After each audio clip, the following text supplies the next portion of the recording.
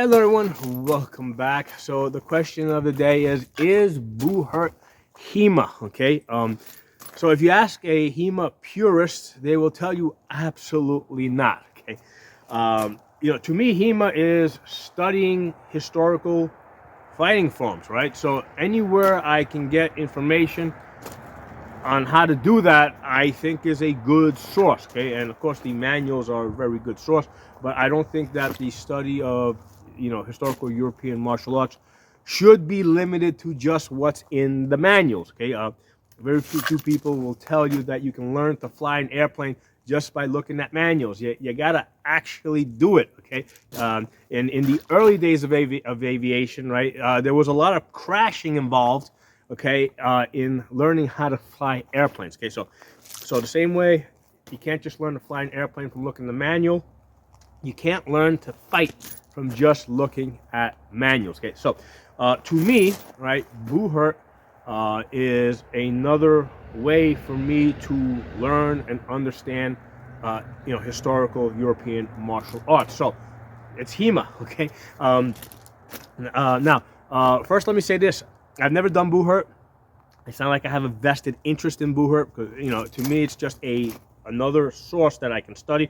I watch videos of people doing Buhurt, of giving instruction, and there's a lot of interesting things that I have learned from watching Buhurt videos. So one of the things that I have learned from Buhurt videos, right, is why small bucklers can be more useful than large bucklers. Okay, because when I fight with sword and buckler, I always fight with the larger buckler, and I always do better with the larger buckler. Okay, but what I have learned from watching the Buhurt people fight is that with the smaller buckler, they're able to basically grapple better with the smaller buckler. They're able to get it, like under the arms, and so through watching Buhurt videos, I've been able to learn why the smaller buckler might be preferable in certain circumstances. Okay, there's lots of interesting videos that I have seen from out of Buhurt as to, takedowns with pole arms.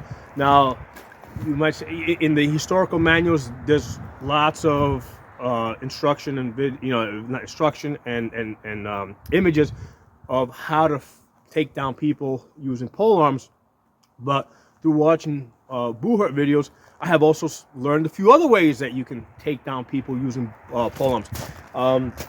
I've seen how they can work together as a team to take people down. So a few people in HEMA will argue against the usefulness of being able to take somebody down to the ground. Okay, and one of the complaints I would hear in the early days of, going back to 2005, 2006, when I first started studying, because I started studying HEMA in 2005. I started doing SCA, both rapier and heavy rattan fighting, in 2006. And one of the complaints I would hear from the HEMA people is that in the SCA, they don't do grappling, so it's not, it can't be fully valid. Okay, well, here in Buhurt, that's like the main thing that they do. And now I hear people in HEMA saying that the Buhurt is not HEMA, right? Or it's not a valid form of fighting because that's all they do, right? Because that's the focus of what they do. They say, okay, the way to beat somebody is not to bring them to the ground. It is to find an opening in the gaps of the armor, right? Wherever that is. Well, when somebody's fighting you, right? And, it's not so easy to get to those gaps. It's a lot easier to get to those gaps after somebody is on the ground. And especially in a combat type of situation, it makes sense to work as a team to try to bring, somebody to the ground, right? If you can get two people to gang up on one person and bring them to the ground, it's a lot more efficient. So there are certain things that the Buhurt people do that, like, I've been studying, and it's actually filling in a lot of the missing pieces of knowledge that HEMA was not able to provide me, and that SCA fighting was not able to provide me. So my thing is, I will take information and knowledge from wherever I can get it, whatever source I can get it. Okay, so at this point, I've never done Buhurt. I have no intention of ever doing it. I'm 52 years old at this point, so that's probably not the right sport for me. It is, I mean, in SCA fighting and in HEMA, sometimes people do get injured, right? But in Buhurt, the rate of injuries is even higher. So at this point in my life, bones don't heal as quickly. So I have no intention of getting into Buhurt, but I can still watch videos. I can watch videos of people giving instruction in Buhurt and discussing certain techniques, especially with the pole arms and the different grapplings that they do and how they work together as a team. And I can learn from that, okay? So Buhurt can be a very valuable learning tool, right? Even if you don't do it, there's no reason not to study it, right? And even if it's like, okay, even if you think that 95% of it is not valid for one reason or another, you know what? If you can get 5% knowledge out of that you didn't previously have, well, I think it's useful, right? I think it's worth. I'll sit through 95%, and that's not the case. I'm just pulling out an arbitrary number, but I've at this point I've like seen almost all of the historical manuals. I mean, it's not like I memorized them, but I've seen them. There's a diminishing return that comes out of continually studying the same thing over and over and over again. So with the Buhurt people, they're doing something completely new from a totally different angle, totally different direction. And what I'm finding is by studying what they're doing, even though I'm not doing it myself, I'm able to gain a lot of new information that's useful and valuable really quickly. Okay, so for that reason, I consider Buhurt to be very much HEMA, right? I'm able to study it and learn certain things about historical European martial arts that I've not been able to learn otherwise, or I've been able to study that. And because a lot of the stuff that they do is actually in the manuals, so it's a lot of stuff like I'm able to look at and say, yep, that validates what I saw in the manual here, there, and the other place. Okay, so for that reason, like I said, I think that Buhurt is a very valid form of of HEMA. And like I said, I one of the complaints that I heard from people early on outside of HEMA is that HEMA that the stuff that's shown in the manuals is primarily intended for rich people dueling. Okay, it's not something that you take to the battlefield. Okay, and I'm like, okay, I'm fine with that. I'll learn whatever I can from that. And then I also do SCA on the side. On the SCA, they're very big on these giant melees, right? Where they got like, if I'll go to Penzik where they have like 1,000 people on each side. Okay, and they're fighting it out.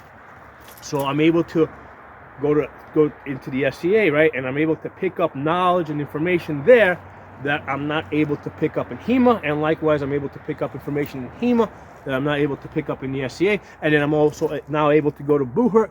I'm able to pick up information there, and I also participate in EMP, which is Empire of Medieval Pursuits, which is it's almost like SCA heavy fighting, but they also do grappling. They do Buhurt style grappling, right? But they don't use the steel weapons that they use in Buhurt, the big steel axes. They use SCA style weapons. So I'm able to do a lot of Buhurt style fighting without the risk of getting my fingers chopped off by, having an armor failure and then a steel axe falling on my fingers, right? Because, if you get hit by a big rubber axe, it might break your fingers, but it's not going to chop them off. So that's a lot more repairable, okay? Now here's another interesting thing that I think is worth considering. A lot of people in HEMA will look at, let's say, Buhurt, right? Or even SCA, but let's focusing on Buhurt. They'll look at Buhurt and they don't like it because they feel that, hey, it siphons people away from HEMA, right? And this is something that my instructor had told me. We're going back to like 2005, 2006 now, right? One of the reasons why he hated SCA at the time, he doesn't feel that way now, but he hated it at the time, is because if the SCA would basically like dissolve, all those SCA people would come over to HEMA. That was his, that was his line of thinking. And one of the things I told him is that, what, a lot of SCA people, though, like they're people like me that like studying manuals, a lot of people over there aren't interested in studying manuals. They just want to fight and have fun. They're in it for the competitions. They're not, or they're into it for the pageantry or whatever, or they're into it for the family events that the SCA does. They're not interested in studying the manual. So just because one dissolves doesn't mean that all those people are going to come over. Those two didn't directly compete each other, and people were able and did, going all the way back to 2005, people that were interested in doing both did both, okay? Now, the same thing applies here with Buhurt, right? A lot of the Buhurt people come from a HEMA background, or they come from an SCA background, right? And if you watch videos of Buhurt people, you'll see that a lot of the Buhurt people have done one of the other two, or both of the other two as well, okay? And here's specifically with Buhurt, the way I see it, okay, and this is kind of going off into a different area. A lot of people have tried to kind of turn HEMA into like an MMA type of thing, right? Where like, hey, we can make this really big and turn it into like a big worldwide sport, right? The HEMA competitions. And part of the reason why it doesn't, it probably wouldn't work as well, right? And people have tried to make a business out of HEMA competitions, is to the outside observer, okay, it's not quite as interesting. That's the reality of it, okay? When you have like these steel blades that are moving really fast, the outside observer, somebody that is not familiar with sword fighting, is not able to see the action and appreciate it, right? That's why there's this whole there's this whole other side called stage fighting, okay? So with stage fighting, what they do is they slow down the action, right? So when people are doing stage fighting or acting, the actions are slowed down and exaggerated so that the audience can see it and observe it, okay? So that's one of the reasons why it would be very hard for HEMA to ever become like an MMA type of sport. And the same thing applies to SCA fighting, right? SCA fighting, again, even though they're fighting, if they're doing rapier or cut and thrust, they're using steel blades. And if they're using, rattan, in either case, the sword tips are moving at like whatever, 100 miles per hour. The outside observer cannot see the action. They can't appreciate the subtleness, okay? But Buhurt, on the other hand, the action is actually, the goal is to bring somebody to the ground. That is something that the outside observer will appreciate. And this is something I first realized back in, I think it was like 2008, 2010, somewhere around there, where I was in a gym, and people there knew about sword fighting that I do, and then they showed me these videos of the Buhurt people, and this was like back when I first started seeing the Buhurt videos. And they're like, well, you think what you're doing is badass? Look at these guys over here, right? So boxers and gym people and people that don't know anything about sword fighting, okay? You show them HEMA videos, all right, it's cool. You show them SCA videos, all right, it's cool, good fighting. You show them Buhurt videos and they're like, wow, that's, they are impressed, okay? So that's just fact, okay? You show people that don't know anything about sword fighting, videos from Buhurt, SCA fighting, HEMA, and they will be the most impressed with the Buhurt videos. They're able to look at the action. They see when somebody goes to the ground. A victory is obvious to them, right? There's a whole lot of ooh, ah, wow, right? So to the outside observer, okay, Buhurt is really, really interesting, fascinating, exciting, okay? So what does this do for HEMA or SCA So here's the thing, because it's more interesting, it probably has the best chance of becoming like a worldwide MMA type of, big money making sport that gets shown on TV and stuff like that. So what that's going to do, it is going to bring in more people, bring in more of an audience of people observing it, okay? So if you're a HEMA person now, you're thinking, yeah, well, they're all going to go do Buhurt, and that's going to take them away from HEMA fighting. That's not the case, okay? Because Buhurt fighting is very brutal. Okay, it's very brutal. People do get injured, right? Not all the time, but people do get injured, and the vast majority of people can't do that type of fighting or aren't interested in doing that type of fighting, and the upfront costs are a lot more. That's one of the reasons why, I did HEMA, and then I didn't go straight to like SCA heavy fighting. I went from HEMA. I started doing that. Then I added onto that SCA rapier because I already had the fencing mask. I already had swords. All I had to do was buy another rapier.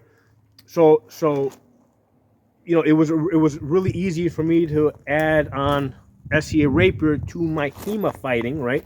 And then eventually I got into the SCA heavy rattan. Now, with the heavy rattan, the armor that I use in SCA heavy rattan, I couldn't use in Buhurt because they're using steel blades. There's way too many gaps. I would have to actually upgrade to much better armor, to much more expensive armor. Okay, so again, there's